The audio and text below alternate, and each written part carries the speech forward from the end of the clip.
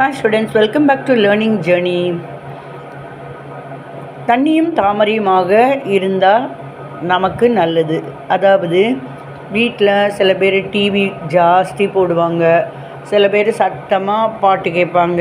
நம்ம ஒரு தடவை சொல்லலாம், 2 தடவை சொல்லலாம். அப்படியே பண்ணிகிட்ருக்காங்க. அப்படின்னா தண்ணியில் இருக்கிற சேற்று தண்ணியில் இருக்கிற தாமரை, அந்த சேற்று தண்ணீர் வந்துட்டு அந்த தாமரை இதழ்கள் மேலே வந்தாலும் அது ஒட்டியும் ஒட்டாமல் தான் இருக்கும். அதில் ஏற்றுக்காது அது.